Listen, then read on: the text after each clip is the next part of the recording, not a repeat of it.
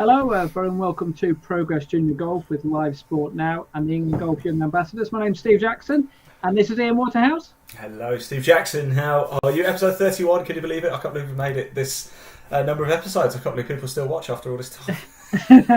I can't believe we're still talking to each other after all this time. So yes, we are. That says more about your opinion of me than anything else, I think. Yes. Well, yeah. I'll say no more.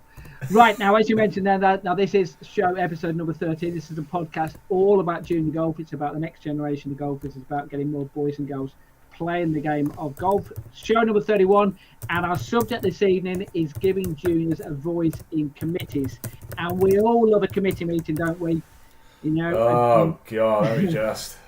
Yes, a group of people sitting around for hours, arguing about the smallest details. And then at the end of it all, they agree to sit down for another committee meeting to discuss it all again. What colour ties should we wear this year? Absolutely. My word. Yes. Now, perhaps we are being a little bit harsh there, but the key point here is that committees are needed, and in particular with regard to junior golf, where the personnel does tend to change quite often. But to be successful, any committee needs to be given all the options to assess before making any kind of decision. Perhaps not all the options, but definitely not just one opinion. And with regards to the future of the game, the people who most affected by any of these decisions, and I would argue in the majority of cases, don't have a voice. And I'm of course referring here to juniors themselves, don't have a voice in these committees. So let's address that subject this evening and tonight, because we're going to hear from three England Golf Young Ambassadors who have got a voice. We've got Tom Ford and Zara Wantnaby, who will be joining us live in the studio. And I also did a pre-recorded interview with Emily Horsted as well. So we're going to hear lots of things about juniors, lots of things about committees, and importantly, giving those juniors a voice. I mean, we do this on the podcast, don't we? And we give juniors a voice, we give them the opportunity to get out there. But also, we want to actually talk specifically about how they can give it a voice, but also be listened to as well in that environment. Because, you know, I mean, we joke about it, but we have all been in those committee meetings whereby, you know, it can be a little bit boring. It can just go on and. I don't, Steve. I don't do committee meetings. It's basically it's my word, guys. What I do. You are the committee, aren't you? No. I look. One thing we also do on this podcast is we get some proper guests on, don't we? It's great to have Zara and Tom with us, and of course Emily, who's been a regular on the show. As well, it's great to have them on. Steve, can I just do a little bit of good housekeeping for everybody? Actually, if you do at any point want to have your say, the live chat is now open at Live Sport Now on YouTube. Please make sure you head over there. There's a link in the body of this broadcast wherever you're watching it. Give it a click. It'll take you straight through to the live chat. Just comment. That's all you got to do. And if you keep it clean, we can show it on screen. And you better keep it clean because it's a junior golf podcast. So there we go. Another thing as well, if you do want to find out more about Progress Junior Golf, two options for you actually. You can click the link in the body of this broadcast, take you straight through to Steve's website. It's a bit of a goldmine for junior golf. All sorts of stuff, isn't there? There's paraphernalia on there, there's dates, there's all sorts of stuff. If you want to know what junior tournament's coming up, that's the place to do it. Or get your phone out right now and scan that QR code. Pop, like that, and it'll take you straight through to the website. I'll leave it on a little bit longer. Now, Steve, we like to do a question of the podcast whilst I'm on a bit of a roll, because it's difficult to get you to stop talking normally, so I'm going to take over now for a little bit. I have literally, this morning, 3 hours ago, returned from France, okay? And a nice few days over in France. What I want to know is, what is your favourite country to play golf in? It's that simple. What is your favourite country to play golf in? Is it England? Fair enough. Is it Scotland? Is it Ireland? Is it somewhere else? Is it the USA, America, or is it somewhere else? As crazy as, doesn't really matter. Comment below. We can see. I want to know where your favourite place to play golf is. Steve, back to you. No, I know you have to answer the question first of all. I want to know what your favourite place to play golf is. I would say my favourite place is probably Scotland. Yeah. Oh, very original. Yes. Okay, fair enough. You can't say. No, to be fair, you can say something else, but yes. Well, I will. You're wrong. I'll say. You're wrong if you do say something else, okay, but you can say something else. Ireland's the place I want to go, kind of thing. I love playing golf in Ireland. Always rains. I couldn't care less. Still enjoy it when I'm out there. You see, that would be my favourite place to play golf in. Perhaps not this time of the year, mind you, because it might be a little bit cold over there as well as wet. Yeah, actually, I'm going to change mine to Mauritius. I've never played golf there, but I've got a feeling I'd like it a lot. Well, I can say I have, and it is very nice. There we go. Yeah, I would recommend it. Anywhere hot, actually. So, Yeah. sorry, Scotland, you've been relegated. Right, first things first, then let's do the latest golf news then. Where should we start? Now, I did have a quick chat with Tom and Zara off there, and they said that they're more than happy for us to go on with this news for hours and hours. They're willing to wait. They're going to stay up quite late because we're going to do a long news section here because we're going to talk about the Sunningdale Foursomes. Now, we gave it the big build-up last week or a couple of weeks ago. Plenty of juniors involved. Lots of junior winners in many years, including last year. So what happened this year then? Ian, I'm going to give you loads of time here. Give us the big build-up here. Tell us what happened then. The floor is yours. Carry on. Well, for the second year running, we managed to secure a broadcast deal with Sunningdale Foursomes to broadcast the 89th Sunningdale Foursomes, just like we did for the 88th Sunningdale Foursomes, which was an overwhelming success. So they had us back to cover the 89th Sunningdale Foursomes live, and we're going to do the semi-final and final. Of course, completely live, free to air for people to tune in and watch. We arrived on Tuesday, day one, lovely day, a little bit cold, but you expect that, don't you? In fact, Steve and I, we both sat down. We spoke to Charlie Hull, we spoke to Ryan Evans, we spoke to a number of different players. We Oliver Caton, of course, we know very well as well. And it was all looking quite rosy, wasn't it? Until 24 hours later, and the weather decided to play its part. And unfortunately, the Sunningdale Foursomes, the 89th Sunningdale Foursomes, was cancelled. So what a shame that is, but I can assure you we will be back for the 90th edition of the Sunningdale Foursomes. I have spoken to Christian Foreman, Director of Golf at Sunningdale, and they would like us to come back and broadcast live the semi-final and final in 2024. So that's what happened. It was a washout, I'm afraid. Sorry everyone. It was a great day on day one. But that's as good as it got, unfortunately. But a huge thank you, by the way, to Sunningdale for sort of looking after us and everything. And I must say, a hell of a lot of work goes into that. It's not if this happens in sport, unfortunately. I'm involved in a few other sports, and it happens. It happens more than I'd like it to happen, but it does. But a lot of work goes into preparation for an event like that, from not just the golf clubs, but from our side on the broadcast side of things as well. And then, of course, the whole thing just gets washed out. But that is sport. That is the risk we take. And, it happened. So there we go.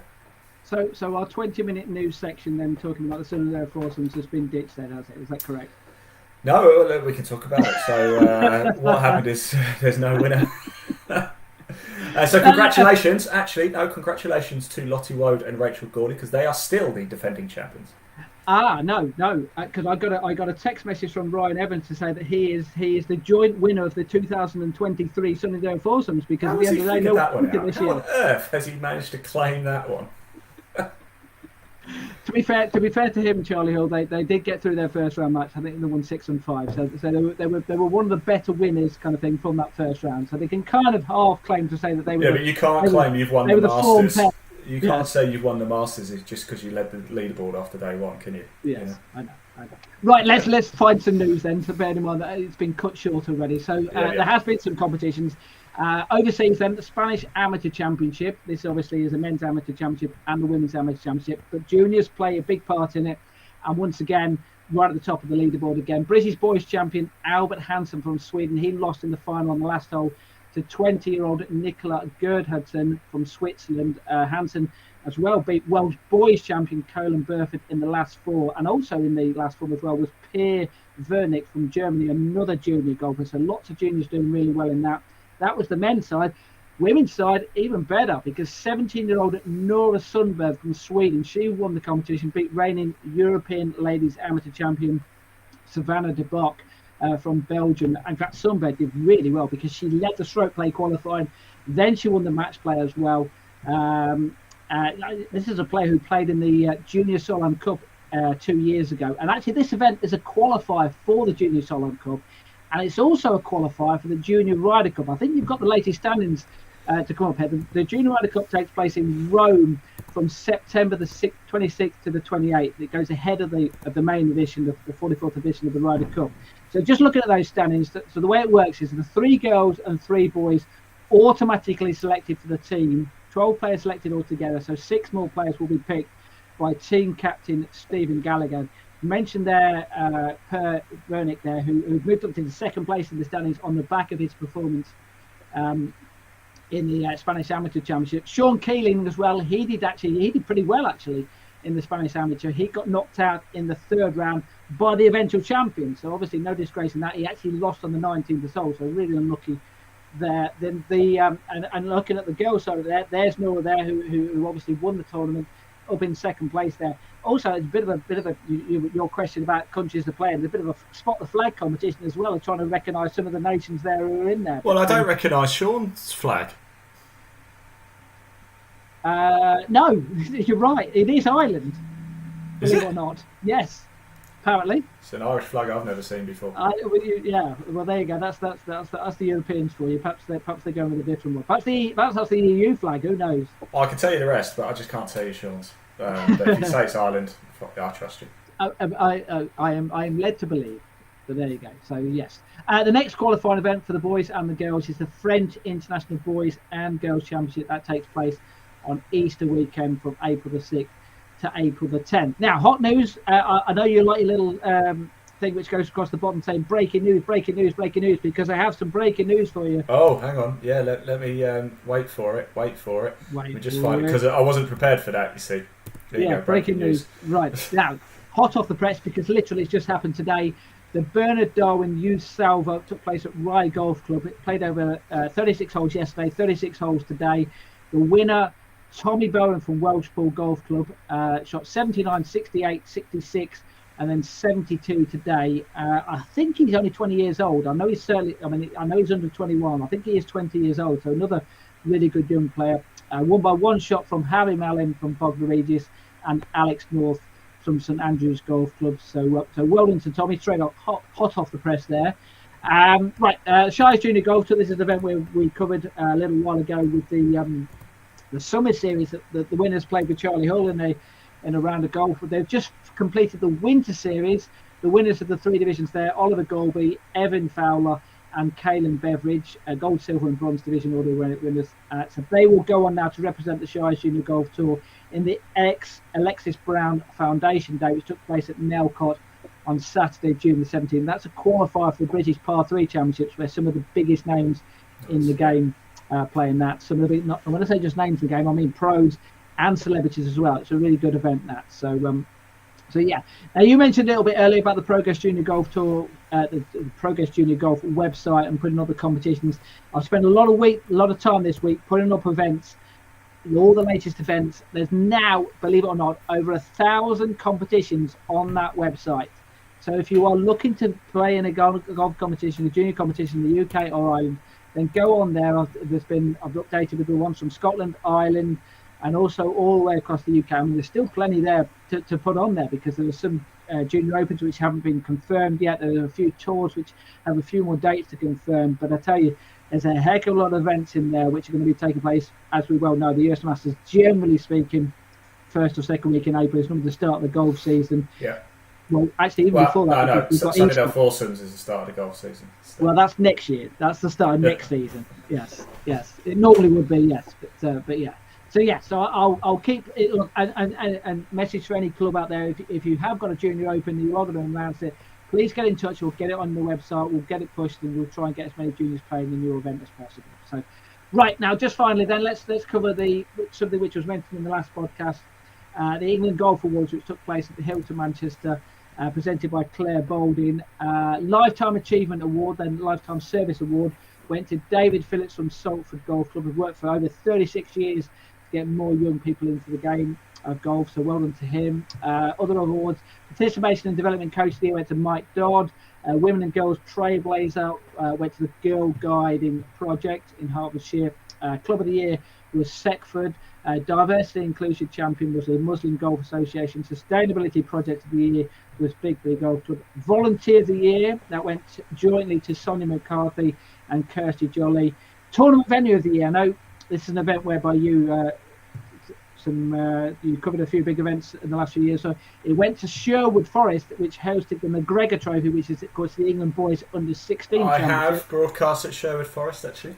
Absolutely. I played it. Well, yeah. Yep, badly, I might add. I was all over the place that day. I'll tell you, it I'd had a few to drink the night before, shall we say? So yeah, wasn't feeling at my best. There's Performance a of few the hills year. that you wouldn't like that. Yeah. Yes, performance of the year. There was a few juniors involved in this. Lottie Brody, as you mentioned there, she was one of the nominees. It went to Dylan Shaw Radford, who won the England Boys Championship, so well to Dylan. County of the year was Bedfordshire. They've done a lot of work with, in particular, with girls golf. They've combined the men's and the ladies section. They've done a lot of work with girls golf. And finally, Young Volunteer of the Award went to Emily Horse. I think we've got some photos of her presentation. There she is with the award. Like I say, it was presented to her by Claire Boulding, and also Nick Doherty, who we mentioned a little bit earlier off air. He, Sky Sports TV presenter, he lovely tweet saying congratulations to her. So well done to Emily. And I think it's only fair that we actually hear from Emily. We're going to hear from her during the podcast, but let's hear from her talking about the award and what was her reaction when she was first given it. Let's hear from Emily.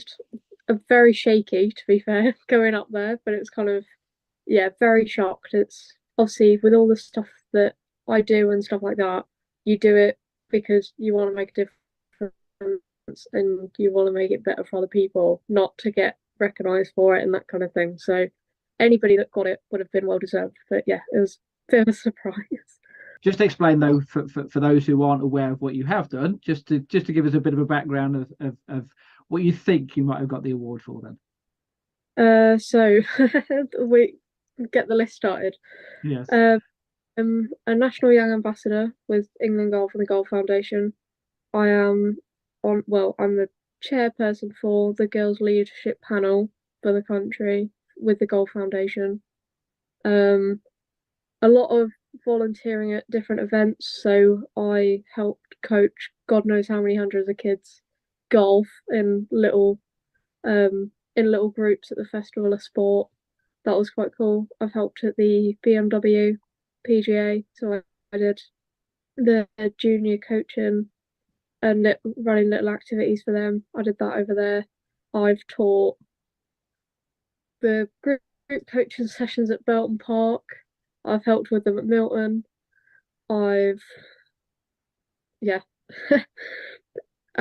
At work, so I help coach the ones at there, and also they mentioned it on the night, but there's a charity called Little Miracles near here, that are predominantly for like seriously ill children, and we brought them over to Peterborough Milton for the day and ran a load of golfing activities for them, and they absolutely loved it. So that's a kind of a little trips and drabs of bits that I've done.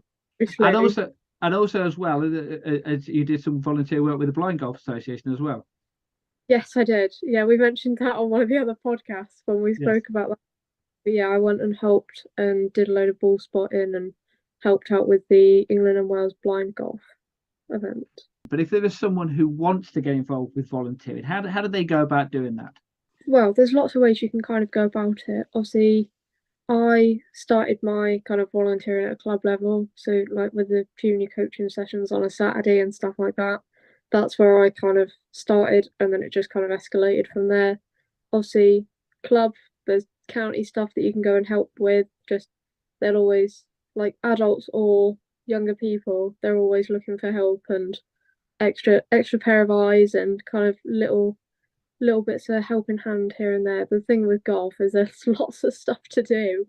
There's kind of, whether it comes to events or just running coaching sessions and stuff like that. So there's always things that you can get involved in, whether that's a club, county, or what level you can get involved at. So that was Emily Horsted, who won the Young Volunteer of the Year award at England Golf Awards, and well done to Emily. We are going to hear more from Emily, but I think it's during the podcast. But I think it's about time that we bring in our guests, Tom Ford and Zara Wannabe. That wraps up the news, and then we're going to go on to our podcast, aren't we, Ian? Yeah, no, about time we got some proper guests on. Just a very quick reminder, everybody, as well, before I do disappear and bring the proper stars of the show in. Your favourite, I just want to know, what is your favourite country to play golf? And please do comment below. We can see the comments. And if you head over to Live Sport Now on YouTube, make sure you hit subscribe. You watch live golf in 2023, aren't we? Mizuno Next Gen Series, Trilby Tour, ITS 2020 Pro Tour, England Golf, you name it. Live golf, it's free to air. do tune in and head on over. We want to hear from you. Rightio. Right, I'm going to get the guests in and I'm going to bail out. Enjoy. Okay, so that's Ian gone. Now we've got the important people on. We've got Tom Ford and Zara Warnaby. Warnaby, sorry. I knew I was going to say it wrong, didn't I? So I apologise. Everyone hear me okay? Yeah. Yeah, all good. Okay, great. Right now, so we are here doing a podcast on Progress Junior Golf. We're going to be talking about giving juniors a voice in committees. So actually, we'll go back to the news section there with Emily and talking about when she got involved with becoming a young ambassador. I'll come to you first, Tom, then, because presumably that was one of the reasons why you got involved with the young ambassadors, to have a voice and give you the opportunity to try and give a junior perspective.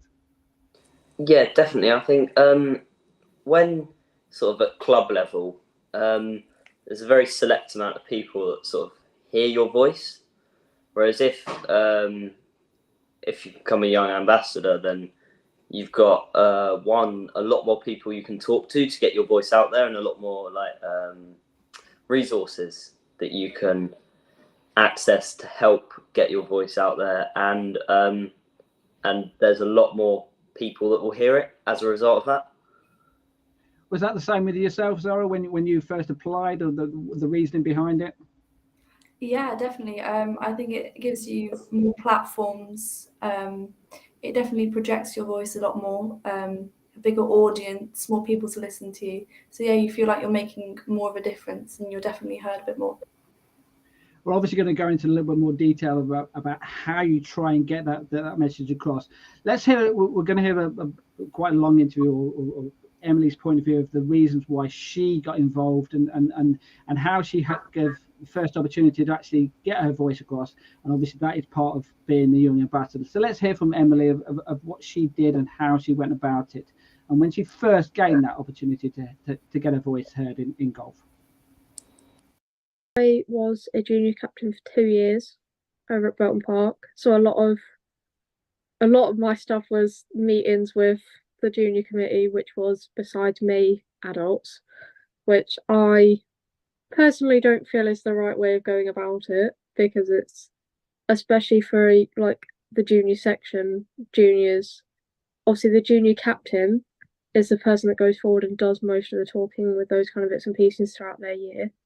But I think at a junior committee level, more younger people that have had a lot more experience should probably sit in there as well and have their voices heard. So yeah, I was in that committee for 2 years, and then little dribs and drabs of helping Ellie out now as well, as she's was captain up there. I very recently, with 2 of the other girls from the Young Ambassadors, went over to London and we did a presentation about girls golf and the barriers and our stories, and getting them heard in front of the board of trustees of the Golf Foundation.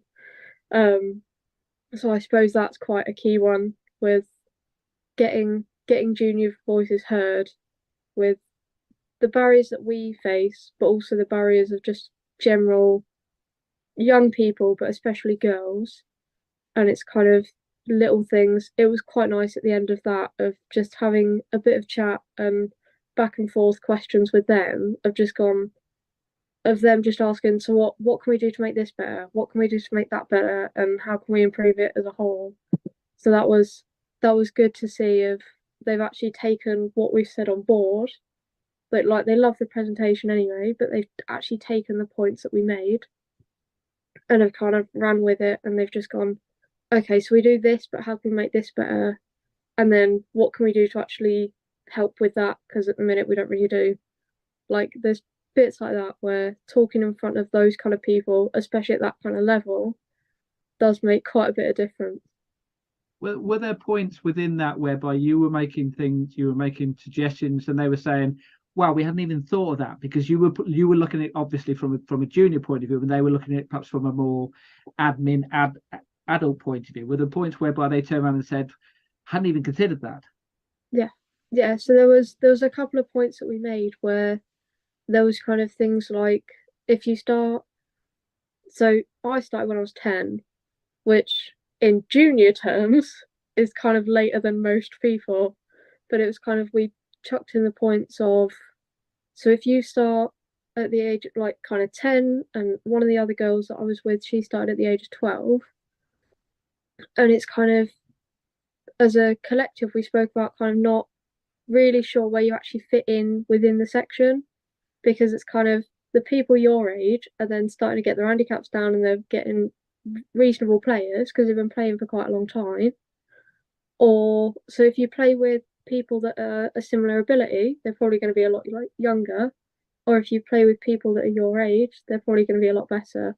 So it's then just kind of, you don't want to play with them because they're so much better and you don't feel like you fit with them, but you don't want to be playing with little 6-year-olds either. So it's kind of, we discussed points like that of kind of the actual group sessions of things that they run, of just how can they make it a little bit more widespread and just making it so everyone feels kind of welcome and that they have got that little place. They were a little bit, yeah, but we kind of do that, but then it's kind of not to that kind of extent of, there are some of those girls that still feel a little bit unsure. Now, obviously, you were in an environment there whereby you were talking to people who were, let's say, they were more responsive to they asked you to come along to do that presentation. So they were, in theory, they should have been more responsive to what you were saying. They were obviously interested in what you had to say.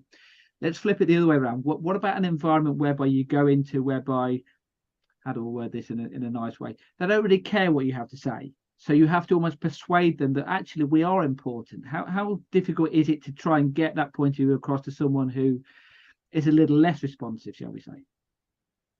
Yeah, I like your way of putting a little less responsive. Yes. The politeness of that. But yeah, it's a lot more difficult if they're not willing to kind of push for that kind of change. I suppose it depends who you've got in the room. If you've got a kind of mixed bag of people who've just gone, oh yeah, that is a good idea, we can kind of run with that a little bit. But it's kind of, you tend to, like with junior committees and stuff like that, you tend to have your junior captain and stuff like that, but then you have all, like, I'm not talking from experience or anything, but it's kind of, you usually have your organisers that are considerably older and have been in golf for God knows how long, and just loads of other adults, but it's kind of, their perspective of golf and your perspective of golf is two very, very different things, and it's kind of your way of thinking.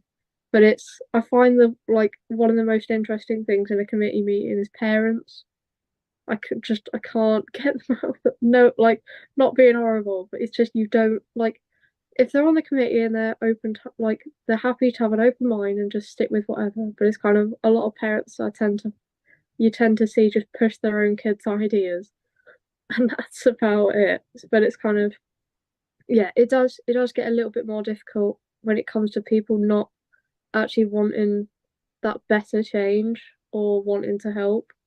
But it's kind of, yeah, that element of persuasion to try and get your point across the line and just try as much as you can. So how can you get around that? Is it a case of, as a junior, to possibly take someone in who you know is a bit more of an ally with you, perhaps it might be your parent, or so at least it's not just you as a junior trying to put the point of view across. You've got like almost like someone there who can back you up. Would that be helpful? Has that been helpful?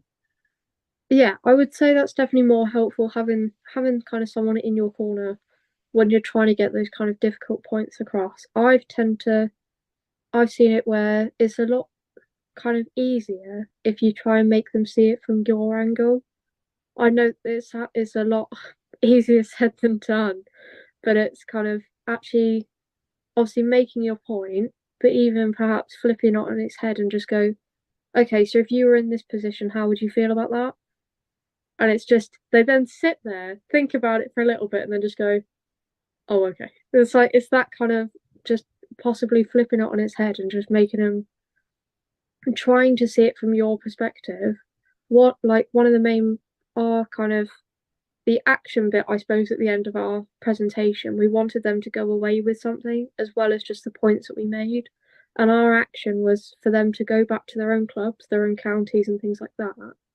People like on the board of trustees go back to their own clubs, counties, wherever, and then see that kind of environment of a golf club from a perspective of a young junior girl.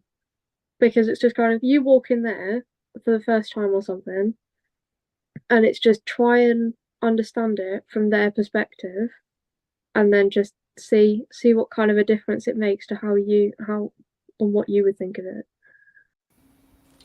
So that's Emily Horsted talking about her experience as young ambassador and her going into in that environment whereby she has to give her point of view across. So we'll come to Zara first of all then. Zara, have you been in that situation, and when you had to be that first time you ever had to stand in front of a committee, whether it might be the club captain or whatever it happened to be, general manager at a club, what was your feeling then? Do you feel as if you were being listened to? I felt I had a bit of a mixed response. Some people were more willing than others to listen to what I had to say, the points I had to make, but others were more hostile to sort of my perspective. They sort of didn't want to hear me out. So yeah, you get a varied response. And how old were you when that first time that you had to do that? I was actually 15 because I had just become junior captain for my golf club. So I thought that maybe I'd be taken a bit more seriously being an older junior than, the age I was when I started, but you still get mixed responses. And what about your experience, Tom? What was your first experience? How old were you when you had to be So I've probably had to first stand up in front of my club when I was, say, probably around 15 as well, because 15 is sort of when I started really thinking about ways that I could go around and improve the club. And before that, it's almost a bit scary to go and talk to members. They're there, they're sort of in big groups, and you sort of don't really want to go up to them. But I think once you do go up to them, it's actually all right, and you turn out they are quite friendly. And obviously, Zara was a junior captain. Were you a junior captain as well in that environment? Yeah. It was probably a few weeks before my junior captain's day that I had, when I stood up and went, look, I've got a junior captain's day. Could I have donations or raffle prizes or anything like that, really? And yeah, it was scary, but I think, as Zara said, you do get a mixed response. You sort of get the people go, oh, he's 15, doesn't really matter, or oh, actually, that's the future of our club. Let's listen to them. So let's talk about specifically then as a junior captain then, and if the juniors watching this who might well be a junior captain, might well be their year of being a junior captain. Just give us some of the issues which might crop up in your captaincy year, which you might have to bring up to adults, and just explain. So you mentioned there the example of you have a junior captain's day. So what things might you have to organise with that, and you have to go and then take those type of issues to an adult or to a group of adults? So obviously funding for my junior captain's day was something that I definitely needed, because funding and raffle prizes, and actually a bit of help with ideas, because I'd never done one before. So I sort of went to the committee and past captains and thought, right, what did you do on your captain's day that worked? And they came back to me and were like, we did this, and this, and we felt that went really well. And obviously you were talking to a captain about how their captain's day went. Well, obviously that's very different from a junior captain's day, isn't it? Is that a similar experience that you had, Zara? Well, I've been junior captaining for 2 months, so I'm yet to organise some big events yet. But have you had that conversation yet? Have you had that conversation with about your captain's day, about what you may or may not do? No, not yet. Okay, so all right. So you take some advice here from Tom. Then, what do you think you need to do as far as when you go into that meeting? In the sense of, obviously, you want to make it your day. You want to make it a really special day for yourself and for the juniors there. Some of the things which you had, Tom. Then, what do you think Zara might need to do when she goes into that first meeting? So sort of just be like, look, this is my idea, and then don't be like, this is my idea, this is what's happening. Be like, this is my idea, what do you think of it? So then they can be like, well, on my captain's day I did this, maybe you can implement that.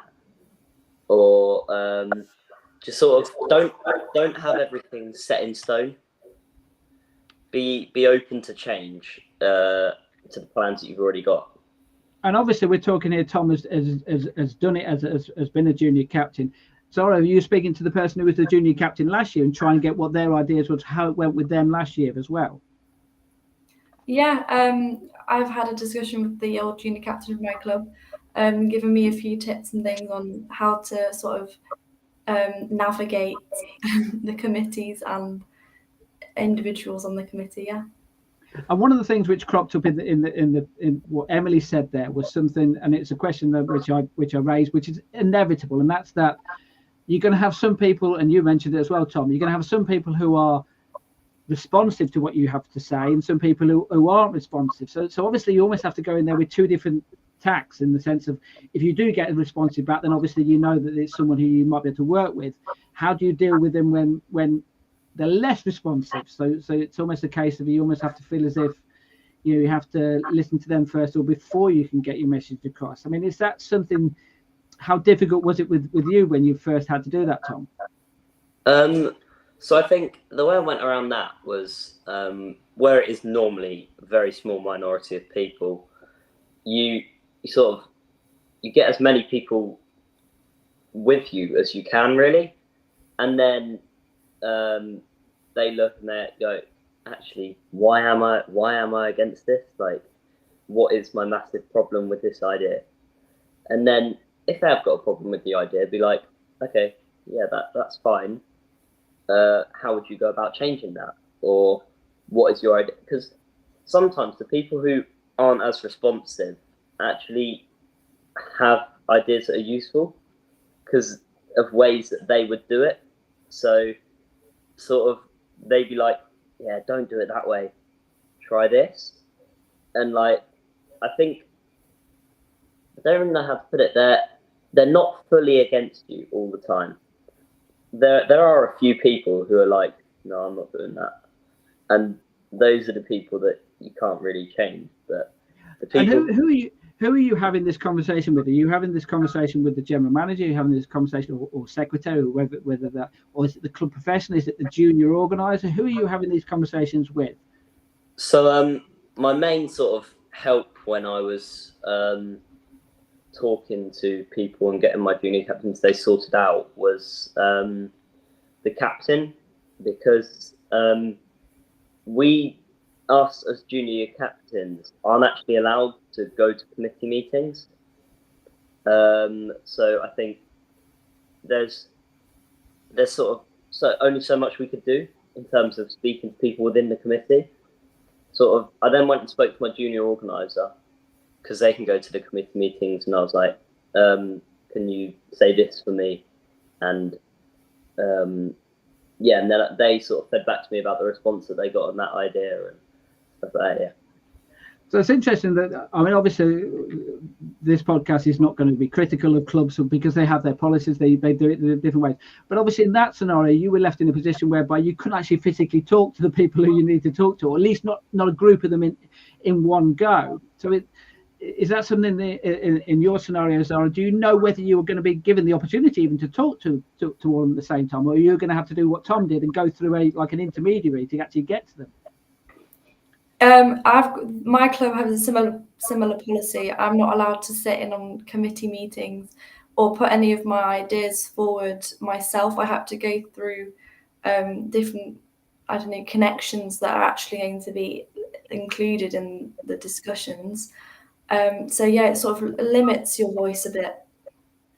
I mean, and I suppose there's a way of looking at this, and play devil's advocate a little bit here, is the fact that has to be the case in some respects, because obviously in those committee meetings, they're probably covering things which, in all honesty, as a junior, you're not particularly interested in a lot of they're talking about, kind of thing. So there's you don't want to be bored out your mind, sat and, with me and Ian joked earlier about, you don't want to be sat at a committee meeting listening to all the boring things that they talk about, and then eventually get round to, you know, perhaps they might give you a minute just to talk about the junior section kind of thing. So there are logistical reasons why you wouldn't be invited into those. But at the same time, if there was a club watching this now and they are thinking, well, actually, it is in our best interest to have a junior at some stage be in those one meetings. You might only be in there for 5-10 minutes or whatever, but just to give you the opportunity to be in there. So would that be a message that you could possibly say to your club now? Can you give me the opportunity just to be in the committee meeting for a little period of time, just to try and, you know, so you would hope that it's in everyone's best interest for you to be able to give it that chance. Do you think that's the case? Do you think you'll be able to do that with your club, Zara? I mean, hopefully, even if it's just like if I'm given 5 minutes at the end of all the as you put it, boring discussion. Yeah, hopefully, yeah. And what else? Obviously, we talked about your captain's day there. What else, as part of your captaincy year, Tom, do you also have to organise? Do you get involved with the junior team as well? Is that something as well which you would take some responsibility on during your year? So I started my year in January, but I knew I was going to be junior captain around the end of October. So I got asked on the day, and I went home and I drew out January to December and what I wanted to accomplish between January and December. And I knew I wanted to have the first ever junior captain's day at my club. The first ever one? Yeah, it was the first ever that had ever happened. Okay, so that's interesting. The fact that no one had even had one there before. So that must have been okay. So that must have been a challenge in the sense of obviously something new to the club. So yeah, it did take quite a lot because obviously I had to find a day in a diary, a pretty packed diary in December for the year ahead. So I had to sort of speak to committees and speak to competition secretaries and everything and be like, I really, really want to get this done. Can we do it? And with you, Zara, obviously the diary now we're now into mid-March. Is your diary set for the year, or are you even now trying to organise things for your year? I actually haven't been told a lot about the calendar for this year. And I don't think there's any discussions for any junior captain's day coming up yet. Okay, so would you like one? Is that part of your plans for the year? I mean, yeah, I'd like one.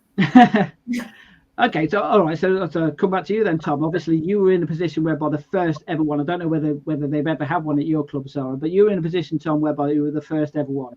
So how did those discussions go? And so I kind of come back to that point I raised earlier. People responsive, people less responsive, but obviously, presumably, it did go ahead, so it worked. You managed to get those people on board. So I started off by, on just regular Sundays in my 4-ball, there'd be people that would go, oh, so what have you got planned for this year, Tom? And I'd be like, well, I really want to get this done. And they'd be like, yeah, I think that's a good idea. Or, yeah, I think that could be this format. Or I think you should do it like this. And I'd take in all those ideas and I'd think about them and I'd think like, actually, yeah, that is a good idea. I'll implement that, or I'll implement this format. And so, yeah, I didn't really know what the general census would be when I thought about it in mid-October, and I was like, okay, who knows? Because are all the vets going to be against it? Like, who knows? But it turns out that they were all for it, and it went ahead. Now, we mentioned obviously to Emily, Zara, is that it might be in your best interests is to go in there with an ally, someone who might be able to be on your side. Do you have that situation whereby there are people on your side who you know that you can go in there with those ideas and they will back you up? Yeah. As Tom said earlier, that most people are on your side. There's just the odd one that might cause a bit of opposition. But yeah, I do have plenty of allies to go and fight my corner with me. Many of whom are actually parents of other juniors at my club, so they obviously have been speaking to their child about their perspective and their opinions on things that could improve about the golf club. So they know really sort of the best points to raise. So it's relatable to them. Okay, just a couple of other points we want to touch upon here. This is obviously specifically directed to you, Zara. Are there things, being a girl as well, which you need to bring up to a junior committee and a junior organizer that they may not have thought about, because that junior organizer may be male, and it may well have been a succession of male junior organizers, in the sense of you can bring something whereby they hadn't even considered. Me as someone who organizes junior competitions, I have to regularly talk to girls and parents, and even just this last week, something cropped up this last week whereby me as a male, I wouldn't even have thought of with regard to a girl. Is that something which you've had to bring in and you have to think about as a girl, as opposed to something which Tom might not have had to deal with? Well, I think one of the things you'd have to deal with is being like the only girl junior member. That was me for the good first 4 years of being at my golf club. I was the only one, so I'd have lessons and go out in competitions being the only girl there.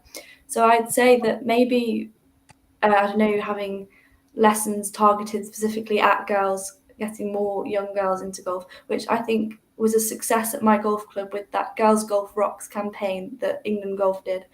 I was one of the Girls Golf Young Ambassador for that, and we had a good turnout every week. So I'd say continue doing things like that, and that would, help get more young girls into golf and be more inclusive for them.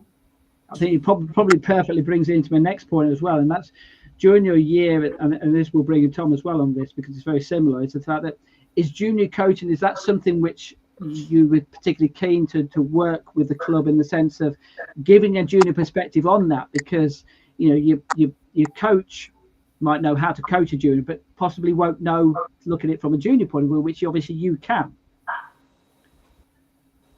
So for you, Zara, first, sorry. Oh, me? Yes, sorry, yes. Yes, I was going to say, during your captain of the year, is that something which you're particularly keen to try and give the junior perspective as far as coaching is concerned? Try and give that point of view as whereby this is how a junior looks at coaching, as opposed to how a pro would look at the coaching. Yeah, I think coaching from a junior perspective is you like to do it as a big group, so you have your friends there, you feel like it's more of a fun activity, and also you learn tips, so you be able to hit the ball better. And for a young junior, it's like a visual sort of reward, like you can see yourself improving, and I think that's the main junior perspective on coaching. And when you in your captaincy, sorry, Tom, was it last year you were the junior captain, or was it a couple of years ago? Last year, and I've been asked again this year. Okay, all right. So you get two years of doing it. So yeah. So by now you're getting yourself used to doing it. Then, were you involved with trying to do the junior coaching, or trying to implement ideas there? Yeah. So we had a junior team that entered in a local league, and obviously I wanted to get as many juniors down to the coaching as possible, because then we've got a good team that we can put out into the league. And of course, the only way that we could do that is by having the juniors interested in coaching. Because if they go there and they're so bored and they're just like, oh, I want to go home, like, they're not going to want to get better. They're just going to want to go home. So I think speaking to juniors and being like, actually, if I did this type of competition, would you be interested? Or if I did like the certain types of things that sort of improved really. So like I think one day last year I said, shall we go out and do 3 clubs and a putter, so they learn how to hit lots of different shots, and that way, and they were like, oh yeah, let's do that. And I was like, oh, okay, cool. Now it's interesting as well. Obviously, you saw the podcast that we did a couple of weeks ago, where we talked about different formats and making golf fun and using different formats. There's no right or wrong format, but there are different ways of keeping up the interest, if you like. So with you, Zara, as well, as far as competitions are concerned, is that something which you're looking to promote during your captaincy year, and something whereby you can speak to the club and say, actually, I'd like to do a 2 clubs and a putter, or team events or something like that during your year, to try and keep that interest up within the junior section? We at my golf club we have weekly competitions on a Sunday where we block book the golf club just so juniors can go out. But they are mainly competitions that are aimed at sort of older years in the junior section. But I think more variety and more, I don't know, creative competitions are better for the younger years. Keeps them like entertained a bit more, keeps them more involved in the game and want to come back. Okay, now we're going to move on to a slightly different subject here. We're going to bring Emily in. Obviously, I spoke to Emily earlier this week, and just going to talk about use of the media, and in particular the use of social media. Let's hear from Emily how she has used that within, as part of being a young ambassador, to try and create more interest in junior golf. Here's what Emily had to say. Young ambassadors splits into 3 groups. So you've got Heroes Handshake, you've got print media, and then you've got social media. So I'm part of the social media team, and it's quite important with a lot of stuff that we do. Obviously, a lot of the stuff that we post is kind of, it's fun, it's enjoyable and stuff like that. But then it's kind of, a lot of it is kind of what we do and things like that, and trying to get our points across to just people everywhere, essentially. And it's kind of, social media is quite key because it's probably one of the easiest and best ways to interact with younger people. So it's kind of, a lot of clubs and stuff like that have like your junior WhatsApp group and things like that with all your parents and stuff like that. And there's bits like that that are quite key because it's the best way to kind of interact with the juniors and get them involved and get them included and kind of get them playing in all sorts and things like that. But it's an easier option, and it's just a way of communicating better with them than emails and stuff back and forth with their parents and stuff like that, because they actually feel included in the conversation. So there's ways like that are quite key, especially in a junior section, where there's things like that you can do to make it a little bit easier. And are there any social media networks which you would steer more towards or more away from, or do they all have different benefits which you can use?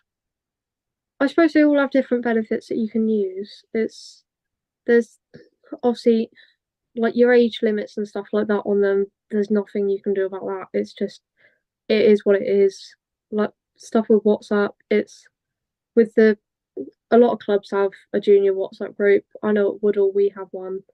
But it's obviously all the juniors are on there, all the parents are on there, and everybody involved. It's like everybody's on there, so everyone feels they're each a part of the section, I suppose, and it's kind of a nice way of doing it. Us as ambassadors, we use Instagram and Twitter. Predominantly, a lot of our stuff is on Instagram because for kind of young people, teenagers, I suppose that's probably the best way of getting our point across and getting them to see what we're doing. Twitter, I suppose our use for it is, obviously there's some young people on there, the likes of me and stuff like that, but I just put all of my golf things on there and what I've been doing. But our kind of way of using that is to get across to like clubs and like people that kind of use that for just general things like that. A lot, like most golf clubs are on Twitter in some form or another, whether they post match or not. And it's kind of, that's our best way of getting our points across to them and show them what we're doing. But it's kind of at a club level, I'd say like WhatsApp and things like that's probably the main one because it's just probably the easiest to use of getting everyone together and getting them all involved. And obviously that's social media. You mentioned as well that you have within the Young Ambassadors, you have a print media department as well. And it is easy to kind of forget about that but that's, I always find as well, that is useful in some ways. That's where you can tap in the adults because the adults tend to still use that. So therefore you can get a junior message to them whereby it's almost directed straight at them, if you like. It takes the juniors, but at least then they realise that there is a junior section out there. Yeah, absolutely. It's kind of, obviously with the Twitter and stuff like that, with that kind of side of it, it's predominantly aimed towards your adults and things like that. But our like print media team especially, obviously most golf clubs will have that little table where you got the stack of like golf magazines on there or something like that. There's not many golf clubs I've been in and not seen that. But yeah, it's kind of, that is predominantly targeting them, because it's kind of, although we need to get our message to young people and juniors and show this is what you can achieve, this is what we are doing, we're trying to get your points across. It's also going to the adults to just go, this is what juniors can do, and it's just kind of, our voice kind of needs to be heard. So that's Emily talking about the use of social media, and as an old guy, you know, that's something whereby you can teach us something, you know, and that's whereby you can go into any meeting with a golf club, a golf county, adults or whatever it is, and actually say to them, look, this is how you communicate with us. And is that something which to come to you first, Tom, is that something which you have done in the sense of spoke to them and said, you know, I can help you here? Yeah, definitely. I've got a golf Instagram account, and I use that to sort of promote the club in a way. Sort of, how do I put it? I show what's happening at the club to sort of be like, look, this is happening. Come and support it. Because I don't really know how the club would go about getting that out in another way. Sort of, they could go through their own Instagram account, but ultimately it's all going to lead to different places. And the beauty about doing that is the fact that you can then turn around to the club, and I'm sure hopefully you've got similar examples here, Zara, whereby you can actually turn around to the club and almost go, there you go. You know, this is how much, you know, just on my be doing it on your behalf, see the results, you know, and you would hope that they would respond to that and go, I see what you mean now. Is that an example where you think you've had that at your club, Zara? Yeah, I mean, I definitely hope to get more opportunities to prove that over this season with me being junior captain. So yeah, hopefully if I show them that, you know, this sort of angle of promotion works, and they continue to do that and use it more. Do you know how much they actually use at the moment? In other words, are you almost going in there whereby you can actually show them something they haven't even seen before? Which sounds ridiculous for me to say that, but you know what I'm saying in the sense that there are clubs out there who just don't use it. Yeah. I don't think my golf club has an Instagram account. I think they rely mostly on word of mouth sort of reputation in the area. So yeah, it's definitely an opportunity that they're missing, but hopefully I can show them that that's the way forward. And also the question I raised with Emily was the fact that, you know, something like Twitter might well have been, or let's go back even further than that. Perhaps Facebook might have been something you used 10 years ago. Twitter might have been something you used 5 years ago. Now it might well be more TikTok or WhatsApp or something else, because, you know, trends change, whereby me as an old person, we might still be using the one which no one else is using. You know, is that something whereby you can go to them and say, actually, what you think is right, it's actually gone past that, if you sort of mean? Yeah, definitely. I think as I scroll through sort of, I don't know how to put, modern social medias like Instagram and TikTok, I see more and more golf clubs popping up doing fun videos, and there's like 12,000 likes on it, and it's like, well, why doesn't our club do that? Like, it clearly works. So it's just about getting it right. So obviously you're not going to put every video up and it's going to go viral and get 12 billion views, but like if you just consistently are posting, you only need one video to reach 5 juniors, and that's another 5 juniors at the club. And in some respects, with what happened with the pandemic, where everyone was kind of like stuck inside, that's where it kind of benefited the golf industry in the sense that, you know, they had to be a little bit more creative in the way that they were doing. You know, everyone saw the TikTok videos, the golf videos, whereby you were knocking a ball off the side of the screen and then it was popping on someone else's screen and things like that. So being a little bit more creative, I kind of come back to the point whereby you put it back in the golf club or the golf counties, you know, their ballpark, if you like, their room, and say, look, it does work. You know, if you know, I would hope that someone is not stupid in the sense that when you put it in front of them and say this works, they'll listen. But of course, we kind of come back to the point, you have to get ourselves in that room to be able to talk to them. So, right, let's we are coming towards the end of the podcast here. I'm going to get your final piece of advice, but just one thing which obviously we haven't really gone into too many details here, but you are young ambassador. So how much do you think that will give you the opportunity to be able to talk to committees, to talk to clubs, to talk to counties, to talk to national bodies? For you, Zara, how much do you hope that by being a young ambassador, you'll be given that opportunity now? I hope I'll be given a lot more opportunities at my golf club. I can show them now the platforms that I have access to, I guess. Show them that my voice can be heard on this sort of level, and that, you know, my voice can be used to promote them and their golf club and the junior section. So I have a lot of hope for the future, especially this season being junior captain. Yeah, and obviously you're into your second year of doing it, Tom. But you presumably you echo the same sentiments in the fact by being now a young ambassador, you would hope that would help on that. Yeah, it's sort of arrived at the right time. So obviously I was entering my second year as junior captain, so I'm beginning to become familiar with that, and then I can go, look, I've experienced this, and I'm a young ambassador, so sort of that could help with the persuasion side of things. And if, like, how do I put it? If I've got more resources, I can access more people. Or if I'm talking to people who are part of England Golf instead of part of my golf club, they have a wider range of people that they can talk to, and they talk to other people. Next thing you know, it's everywhere, kind of thing. All right, let's find, and then we're going to get a little bit of advice. Your last piece of advice. We'll go to Emily first of all. Then, what if she was going in front of a committee now? What would her advice be as far as junior golf is concerned? This is what Emily had to say. Listen to them. It's kind of, there are a lot of the points that we made, and we make kind of quite a lot.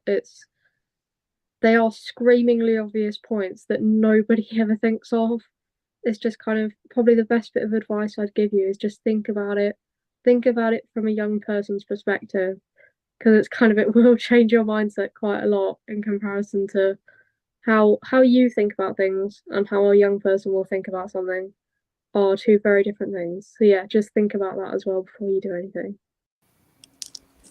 Okay, Zara, what would your advice be then to your golf club or to any golf club who might be watching this as far as junior golf is concerned? I'd say just be more open-minded. Don't be afraid of change, and don't be afraid to listen to what younger people have to say. I'll give you the difficult one then, Tom. What would your advice be to a golf club who's watching this now, who turns around to you, and like I say, I'll play devil's advocate and say, I'm not interested in listening to you. You know, you're only a junior, you're only a 16, 17-year-old. Why should I listen to you? What would your advice be to that golf club there who's watching this? It's a relatively simple sentence. It just goes, we're what your club's going to look like in 10, 20 years. We are the members that your golf club is going to consist of in the future. And if you don't listen to us, it's going to make us less likely to stay. The next thing you know, you haven't got any members, kind of thing. So just listen to us, because we do have good ideas. We do have modern ideas, as they were. And like, we are what the club's going to look like in the future. So, yeah. And also, I suppose the key point as well to add to that is the fact that you're also willing, and I think you mentioned it, well, you did mention earlier, is that you're also willing to listen to what their ideas are as well. Because at the end of the day, you will look at it from a junior point of view.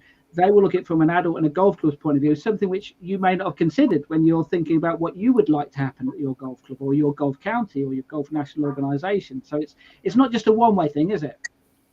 No, definitely not. Like, both sides of the golf club bring good ideas, and if we can just actually talk to each other about them, it makes a really, really strong sort of way of running the club, because you've got the young ideas coming in, and then combine that with the traditional ideas that they have, and you have something really appealing to junior golfers. Okay, now I'm going to bring Ian back in here because I'm going to ask him a specific question, because obviously we've talked about putting juniors in front of committees and things like that. Ian, who obviously like myself works in the media industry as well, you've got, if you're working for a committee within a media company, or it might be a newspaper, it might be a magazine, could be, and you've got some juniors who come to you and say, so I'm not going to name any names here, but let's say there's a golf magazine out there, one of the best-selling golf magazines in the country, and they can read it from front page to the back page, and there isn't a single mention of junior golfers in there at all. We've got two juniors on here who've got a voice, who want to get that voice. What should they be saying to a media organisation to say, give us an opportunity, we have got valid things to say? Yeah, I think it's hard, isn't it? I'm very open-minded towards it, hence the reason, involved in this podcast and having broadcast junior golf. I have an issue with mainstream media at times as well. I know the magazines you're talking about, I'm involved with some of the magazines you talk about, and I also post in a lot of golf groups across social media too, and I'll be honest with you, I've shared this podcast, a junior golf podcast, into a couple of golf groups in Facebook, let's say. One of the comments on the podcast was, stop sharing this crap in our group, we don't care about junior golf. and that's the problem you're going to have. If it's not PGA Tour, then quite frankly, nobody really. It's difficult to break down that barrier, isn't it? It's difficult to break down that mould. And my advice is just to keep doing it, because we're becoming more and more open-minded. It's getting easier and easier and easier to have a voice and to have a say. If you were involved in a golf club 50 years ago and you were a junior, you wouldn't even get through the door. You'd probably have to go through a different entrance or something like that. I was very surprised, actually, Zara, that you said about there's sort of no plan for junior open day or anything at your golf club, and I think it's a real shame. I'm sure that might change. I hope it does change. And I was actually a little bit surprised when, I know we joke about committees being boring and things like that, but it is your golf club, isn't it? It's like your own house. You do want to know what's going on, and you do want to be hearing these things. And I do think the juniors should actually have a voice on that committee if they want it, and they should be allowed to attend as well. It shouldn't just be the boys' club or whatever. So I would just keep doing what you're doing, because it's changing. Things are changing, but it's like turning a bloody great oil tanker. It takes a long time to turn. It takes a long time to change. But we're now in a time and place in an environment where change is a lot more acceptable than it used to be 20, 30, 40 years ago. So you just keep going with it. Look, let's not kid ourselves. You're not going to open up a mainstream golf magazine that you can buy in WH Smith's or the supermarket and have a middle page spread talking about junior golf. It's just not going to happen. You will if said junior golf goes on to win the Masters or the LPGA, LPGA event in 5 years' time. Then you might hear about them, but they've already made it on tour by then. That's just media. They're trying to sell magazines, and unfortunately, junior golf doesn't sell magazines. But you've got to keep plugging away and trying to make the difference, and that's why we exist. Yes. All right, look, we've been hopefully we've given you the opportunity in the sense of trying to give juniors a voice and trying to explain that the fact that there are committees out there whereby juniors do have a valid voice in those environments, and hopefully, if there's a club there who's watching this, if there's counties watching this, if there's those media organisations, if there's those members who Ian mentioned there who say why we don't care about junior golf. Just remember, how old was Tiger Woods when he won the US Masters? How old Lydia Ko? Well, they cared then, didn't they? They cared then. Do you know what I mean? Absolutely. How old was Charlie Hull when she made her Solheim Cup debut? These players, every single player probably in the top 50 in the world was a top junior golfer, and if we didn't encourage them at that age, then they would never have become that. I bet Live Golf will support them. There we go, on a different subject. Right, look, I really appreciate coming on, Zara, and also Tom, and also Emily Horston as well, and congratulations again, Emily, on winning the Young Ambassador of the Year. Hopefully, by the way, Kai Williams, who obviously has been on the podcast as well, he won it the previous year, so let's hope that these two might be in with a chance of winning an award next year. You never know with your work. Look, really appreciate coming on. Just to mention as well, the next podcast, the Progress Junior Golf podcast, takes place on March the 29th, and it actually covers something which both Tom and Zara have mentioned as well today, and that's junior coaching. We haven't really done anything on junior coaching during the podcast, but we're going to do a two-parter. We're going to look at junior coaching with younger golfers, so very young golfers, and then also look at slightly older golfers as well, because it is a very different environment teaching the very younger ones and also teaching the slightly older ones as well. So we're going to get some of the young ambassadors on. We're going to get some pros on as well, talking about how they do that as well. That'll come up in a couple of weeks' time. But thanks very much for watching the podcast this evening. Sorry for about the late finish. Still didn't break the record, but we're getting there. So thanks very much, and I hope you enjoyed it. Thanks a lot.